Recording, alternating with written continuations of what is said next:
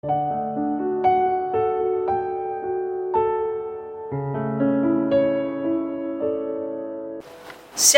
selamat sore saudaraku. Jumpa lagi dengan saya Pendeta Deborah Dumasi Sianipar yang hari ini akan didampingi putra saya Agape Guimaraes. Halo, shalom.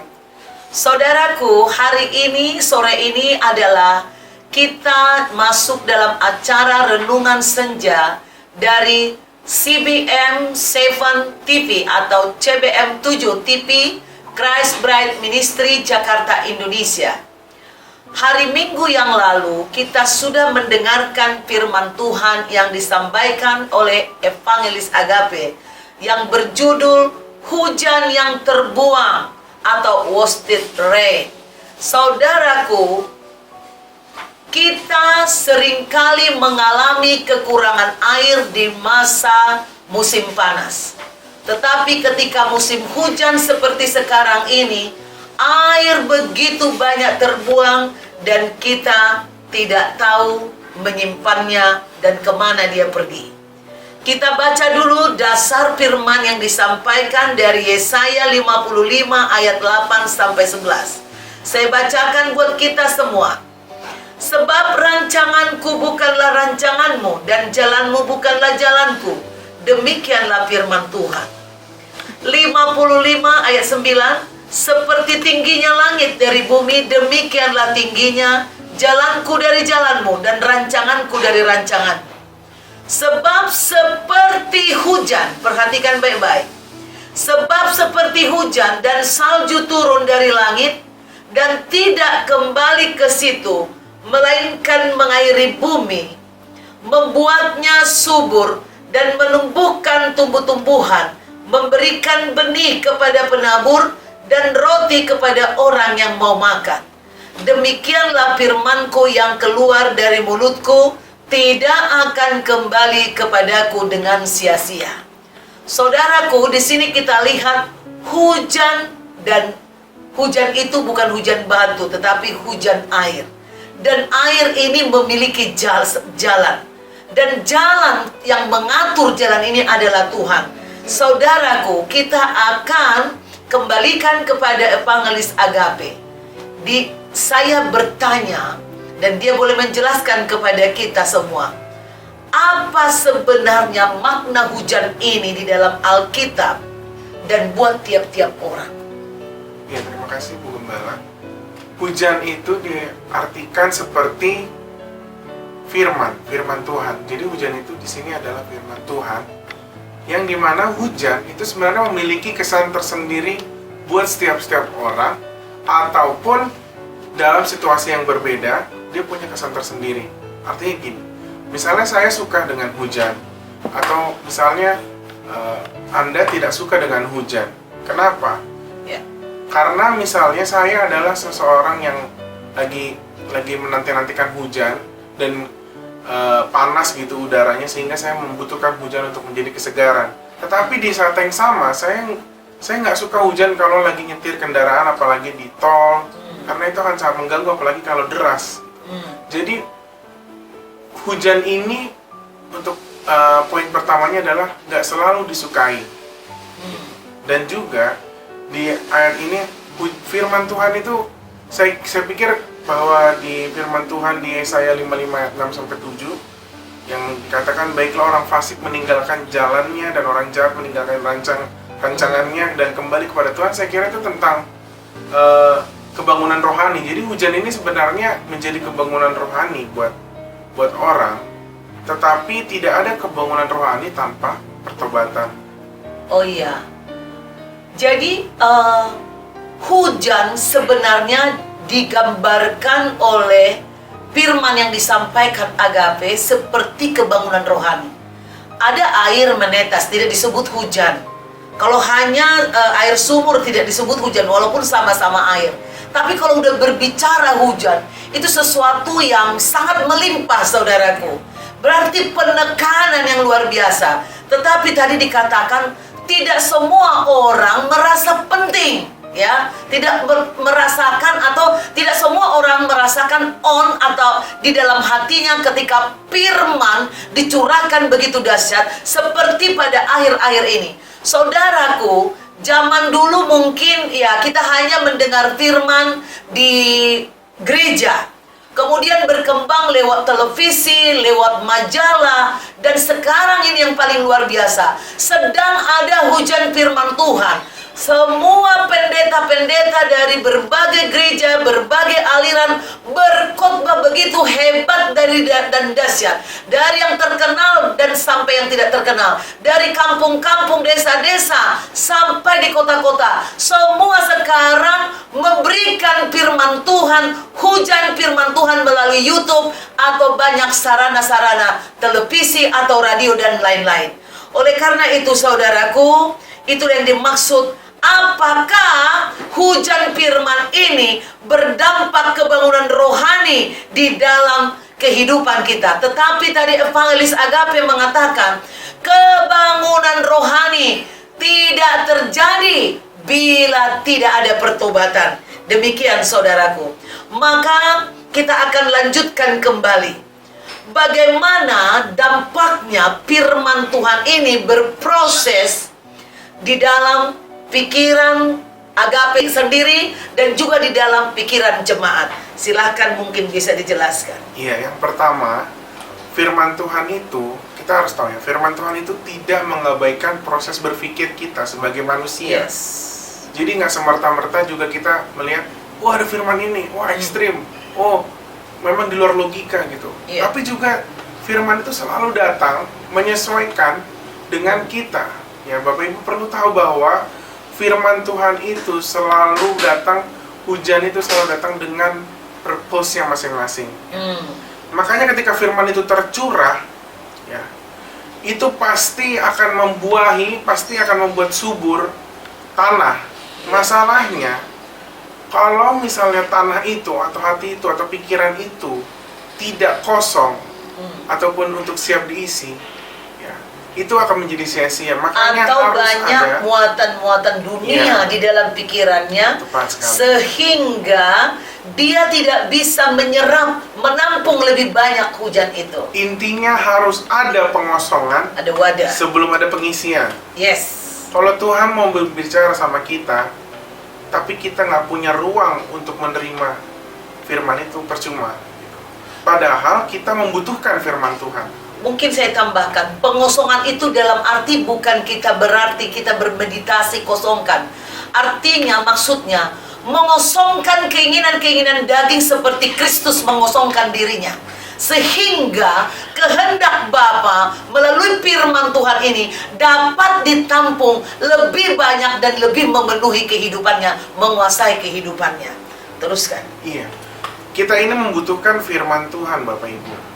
Kalau misalnya kita sudah dipenuhi sama hal-hal dunia, sama hal-hal yang tidak diperlukan, yang tidak punya esensi dalam hidup kita, kita tuh sedang menyia-nyiakan waktu dan tenaga dan segala jerih payah kita tuh percuma, karena kita hanya seperti bangsa yang berputar-putar di dalam gurun pasir. Kita tidak tahu arah kita kemana, padahal kita perlu firman Tuhan itu sebagai arahan. Ya. Itu mungkin yang dimaksud ya, kemarin saya mendengar ada banyak air yang terbuang, ya. Coba mungkin Agape bisa menjelaskan air yang terbuang ini seperti apa? Iya, jadi hujan di Jakarta itu pada saat terutama bulan-bulan Februari seperti sekarang ini, itu sangat banyak sekali. Air yang terbuang tahun 2018 saja dihitung, itu kalau disamakan itu kan seperti 64 juta truk tangki air. Saya bisa bayangkan betapa banyaknya dalam kehidupan Bapak Ibu Saudara-saudara yang bahkan sudah mengenal Tuhan dari kecil, dari lahir.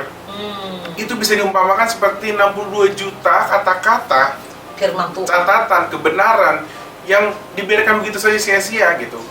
Bukan karena nggak kita dengar, tapi kita nggak terima firman itu.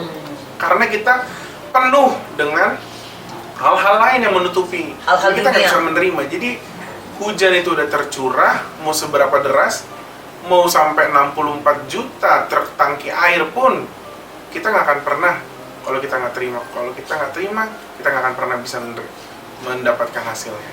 Ya saudaraku, Alkitab berkata terang dan gelap tidak mungkin bersatu. Saudara mau memilih firman Tuhan, memilih terang, berarti harus tinggalkan kegelapan. Saudara mau dibenarkan di dalam Tuhan, saudara harus rela menanggalkan keinginan-keinginan daging di dalam hidup saudara. Oleh karena itu saudaraku, tadi Agape menyampaikan bahwa meskipun kita telah mendengar, melihat banyak sekali firman secara sengaja maupun tidak sengaja, kita terima dari Facebook, dari WA atau dari Instagram, tetapi jika hal-hal yang gelap, hal-hal yang duniawi, keinginan-keinginan, nafsu-nafsu daging kita tidak mau buang, maka firman itu seperti berlalu begitu saja, terbuang begitu saja, yang diumpamakan tadi seperti hujan, berapa tangki, mobil tangki itu terbuang setiap tahun, saudaraku. Nah, saudara, supaya sadar bahwa banyak yang kita konsumsi hal-hal yang negatif, baik melalui YouTube, melalui bacaan, atau dengan lingkungan, saudaraku. Saudara harus sadar, firman itu sangat dahsyat. Saudara tidak perlu merasa ragu membuang kebiasaan-kebiasaan lama, keinginan-keinginan daging saudara. Karena firman Tuhan itu ada banyak kiasannya di dalam Alkitab, bukan kiasan. Memang firman itu seperti itu. Contohnya, nanti kita dengarkan dari Agape, firman dikatakan ada seperti madu, seperti banyak hal. Silakan Agape, seperti apa saja firman Tuhan itu, supaya jemaat bisa menghargainya, bisa berusaha menyimpannya di dalam kehidupannya. Iya, firman itu dikatakan seperti madu, firman itu juga dikatakan seperti susu yang murni. Tapi kita nggak bisa hanya mengkonsumsi madu, kita hanya mengkonsumsi susu murni sepanjang hari, bahkan sepanjang tahun, bahkan terus-menerus sampai kita besar. Karena kita membutuhkan protein yang lain, kita membutuhkan makanan yang lebih solid, yang lebih keras. Nah, firman itu seperti itu, bahkan firman juga dikatakan seperti daging. Jadi intinya adalah firman harus dimakan. Dan firman harus dikunyah, ditelan. Ya. Dan jenis-jenis firman itu semuanya harus dimakan. Kita nggak bisa hanya milih firman yang seperti susu. Kita hanya nggak bisa memilih firman yang seperti madu yang manis. Tapi kita juga perlu firman yang keras, yang membangun kita, yang membuat kita bisa berjalan, bisa membuat kita berlari, berlompat, dan meraih cita-cita ataupun mimpi yang membuat yang diberikan Tuhan kepada kita. Karena kemarin saya dengar firman juga kau perumpamakan dia seperti pedang, ya. Iya. Nah, mungkin bisa gambarkan sedikit firman yang seperti pedang itu. Yang menarik itu firman seperti pedang. Ya, firman Tuhan itu bisa menjadi senjata kita. Tapi pedang ini bisa kita pakai buat melawan musuh, tapi nggak bisa hanya menusuk orang lain. Artinya orang lain dalam arti sekitar kita juga gitu. Jadi kadang-kadang kan orang suka memakai firman itu, oh nih ayat ini cocok nih untuk si A, untuk si B. Tapi kita lupa kalau firman itu bermata dua. Artinya selain itu untuk membersihkan orang lain, untuk memisahkan kebenaran lebih dan dulu membersihkan. Karena kita sering membohongi diri sendiri juga kan. Nah, firman itu dikatakan di dalam Alkitab, dia membagi tulang dan sumsum serta jiwa dan roh. Artinya kita nggak bisa lagi berpura-pura di hadapan firman Tuhan. Kalau misalnya kita berpura-pura, itu akan dikeluarkan. Luar biasa. Saudaraku, kemarin juga dikatakan firman Tuhan ini, jadi ada lapisan-lapisan di dalam tubuh kita ini seperti tanah. Sampai itu terbuang dan terjadi apa? Kelihatan batu, yaitu dasar yang benar, yaitu apa yang ditaruh roh Tuhan yang ada di dalam diri kita. Nah, kalau lapisan-lapisan ini tidak dibuang, maka itu sebabnya kita tidak bisa sensitif mendengar, mengerti perasaan kita, pikiran kita tidak bisa ditumbuhkan oleh firman itu. Nah, saudaraku, firman Tuhan kadang begitu powerful buat seseorang. Oh, banyak orang bersaksi, aduh aku mendengarkan firman Tuhan begini-begini, aduh sukacita. Tetapi Tetapi kadang di dalam kumpulan yang sama ketika ibadah, ada yang merasa firman itu powerful, tapi ada juga yang tidak merasa apa-apa. Dia biasa-biasa saja, saudaraku. Bukan berarti Tuhan tidak berfirman buat dia. Kadangkala Tuhan berbicara kepada seseorang tidak letterlek melalui firman, tetapi melalui apa, Gan? Melalui tantangan. Melalui tantangan, pergumulan hidup. Nah, di kitab Ayub dikatakan Tuhan berbicara melalui berbagai cara. Ada dengan mimpi, ada melalui peristiwa, yaitu tantangan, masalah seperti kepada Ayub. Tapi ada juga Tuhan berbicara langsung muka dengan muka seperti kepada Musa, Paulus dengan Tuhan Yesus. Nah, banyak saudara bisa mengalami ini semuanya. Teruslah kejar Tuhan. Jika hari ini engkau tidak merasa on, walaupun sudah baca, saudaraku, ada hal yang perlu saudara perhatikan. Mungkin terlalu banyak kedaginganmu, atau ada dosa-dosa di masa lalu yang terus menghalangimu.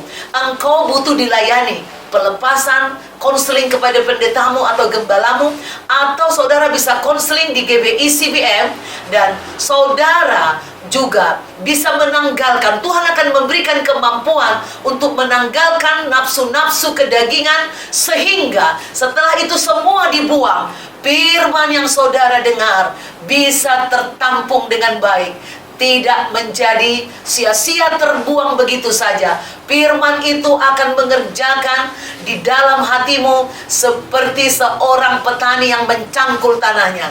Firman itu akan menumbuhkan benih-benih yang baik di dalam dirimu. Firman itu juga seperti makanan yang memberimu kekuatan, kesegaran, penghiburan, sehingga hatimu tetap di jalan Tuhan yang lurus dan bisa menjadi terang, bisa menjadi berkat buat bagi banyak orang. Terima kasih Agape untuk firman Tuhan yang luar biasa. Kita masih ada sesi untuk besok.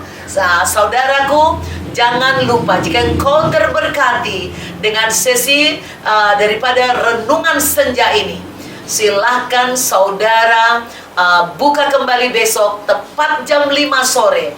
Renungan senja atau renja dari CBM 7 TV, CBM 7 TV, Christ Bride Ministry, Jakarta, Indonesia. God bless you. God bless you all.